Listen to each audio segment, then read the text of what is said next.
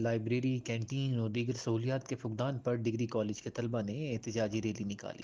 Rally degree college سے لے کر پریس کلب تک نکالی گئی، جس میں طالب علموں نے اپنے مطالبات کے حق میں پرزور نعرہ بازی کی۔ تفصیلات کے مطابق ڈگری کالج باڑوں میں 500 سے زائد طالب علم حصول علم کے لیے آتے ہیں، جن کی علمی تشنگی پوری کرنے کے لیے صرف 2 اساتذہ متعین ہیں۔ اس کے علاوہ کالج میں لائبریری اور کینٹین بھی نہیں ہے، جس کی وجہ سے طالب علم بری طرح متاثر ہے۔ اس ضمن میں ڈگری کالج باڑوں کے طلبہ نے اپنے مطالبات حکومت اور محکمہ تعلیم کے سامنے پیش کرنے کے لیے احتجاج کرتے ہوئے ڈگری کالج سے ریلی نکالی، جو کہ اوباڑو پریس کلب پر پہنچ کر اختتام پذیر ہوئی۔ ریلی کی قیادت زاہد خان تھئیم، احد سولنگی اور دیگر طلبہ نے کی۔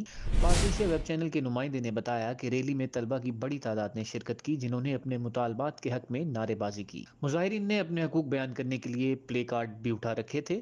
طلبہ کا کہنا تھا کہ ہمارا محکمہ تعلیم سندھ اور وفاقی حکومت سے مطالبہ ہے کہ ہماری مشکلات کو جلد از جلد حل کیا جائے، تاکہ علم کے حصول میں درپیش مسائل سے چھٹکارا مل سکے اور ہم اپنی نصابی سرگرمیوں پر مکمل دھیان دے کر ملک و ملت کی خدمت میں اپنا کردار ادا کر سکیں۔